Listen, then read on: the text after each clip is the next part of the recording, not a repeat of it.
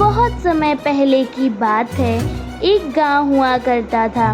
उस गांव में दो भाई रहते थे। छोटा भाई थोड़ा गरीब था और बड़ा भाई बहुत अमीर और शान शौकत में रहा करता था। बड़े भाई के पास बहुत ही सुंदर आलीशान बंगला जैसा घर था। वह अपनी पत्नी के साथ रहता था। बड़ा भाई अमीर इसलिए हो गया क्योंकि उसने एक बार एक बहुत बड़ी लॉटरी जीती। लेकिन छोटा भाई गरीब के तरह अपने बेटे और अपनी पत्नी के साथ रहा करता था, वो भी एक छोटे से घर में। उस घर में मात्र एक ही कमरा था। बेचारा छोटा भाई, छोटे भाई का नाम था नकुल और बड़े भाई का नाम था सहदेव।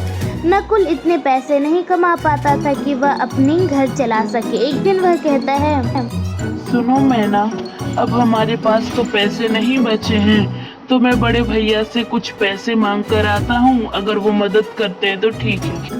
हाँ, आपकी कमाई से तो हम लोग का पेट भी नहीं भरता है।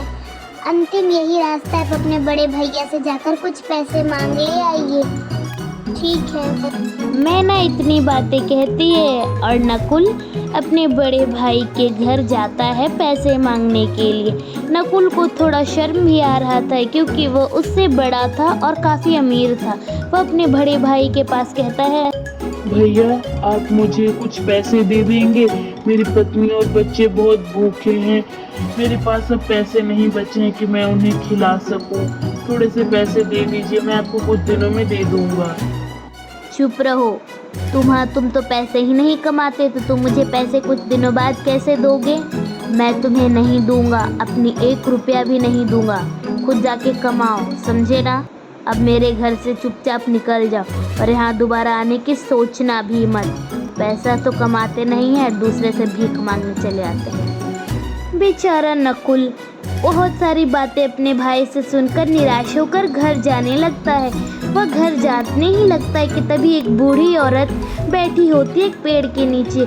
उसके पैरों के पास लकड़ियां थी। नकुल उस बूढ़ी औरत के पास जाकर कहता है, क्या हुआ दादी माँ, आप यहाँ पे निराश होकर क्यों बैठी हैं? मैं आपकी थोड़ी मदद कर दूँ? हाँ बेटा, मदद तो मुझे चाहिए।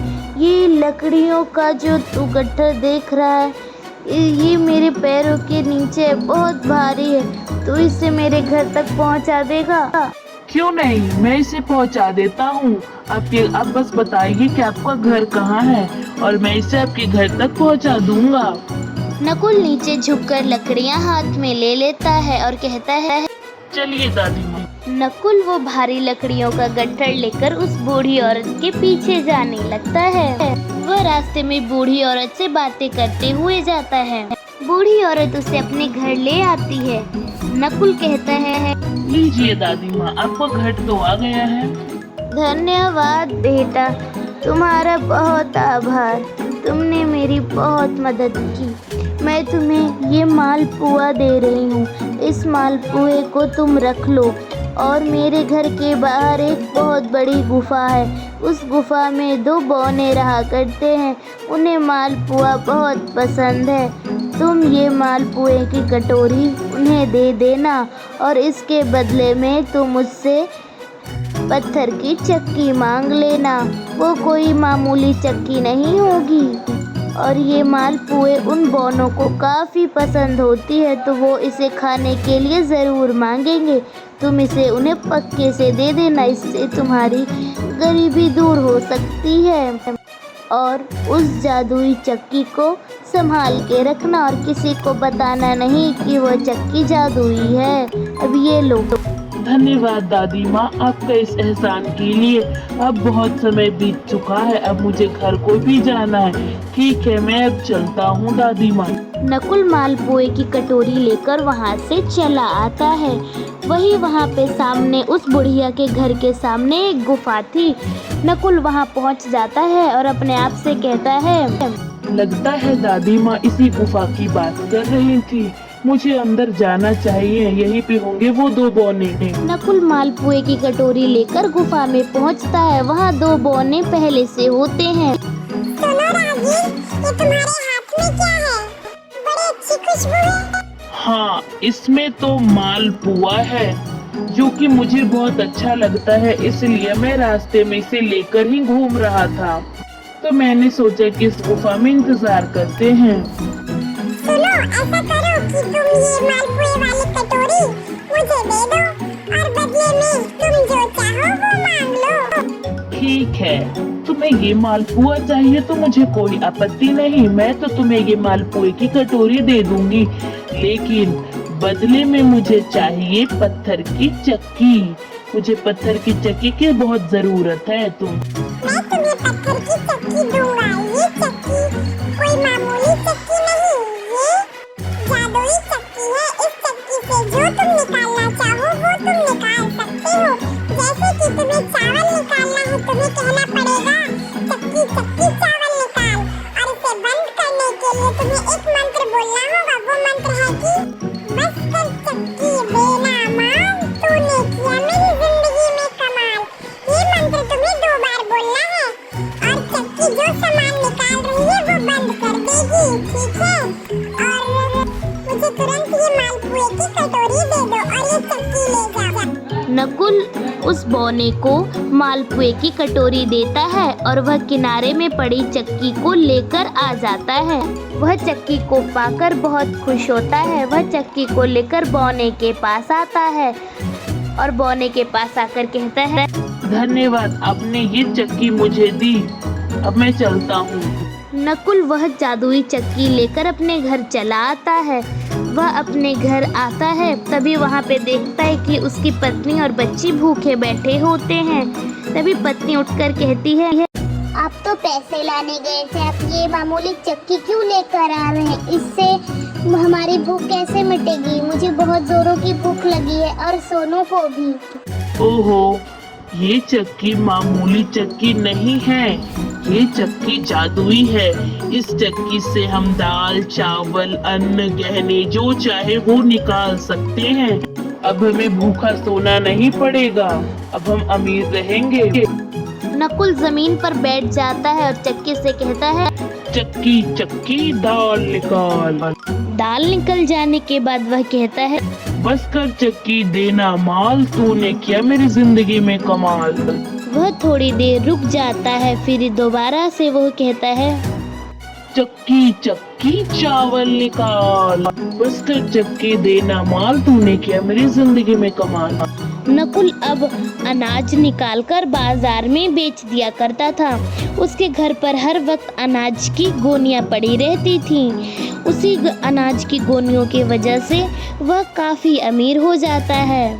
वह जादुई चक्की से दाल, चावल, बाजरा, गेहूं सब कुछ निकालने लगता था। वह अपने बड़े भाई से भी बहुत सुंदर और आलीशान घर बनाता है। वह घर बहुत ही सुंदर था।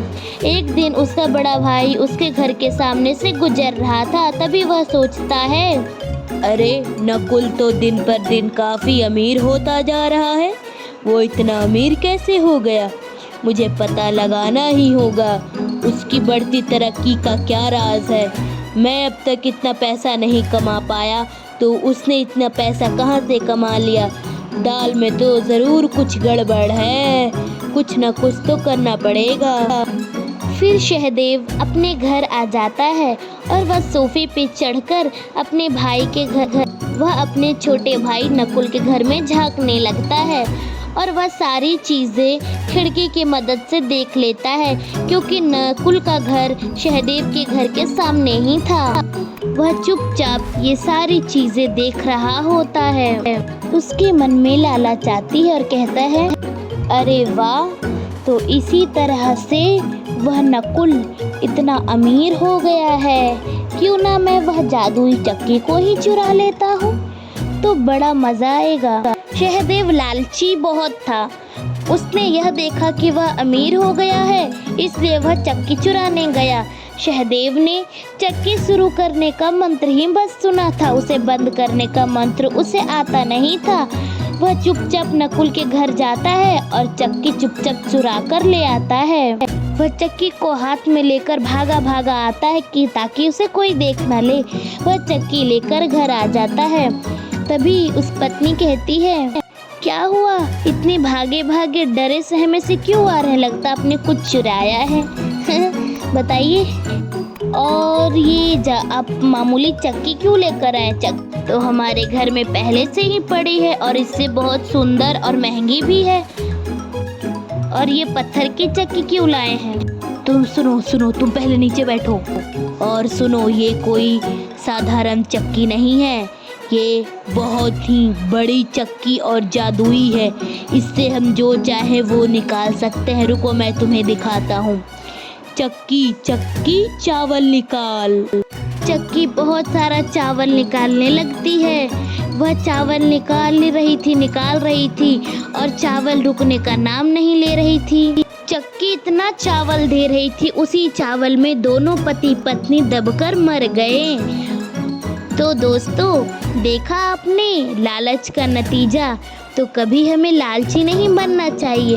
हमारे पास जितना है उसी में खुश रहना चाहिए। Thanks for watching. सब्सक्राइब।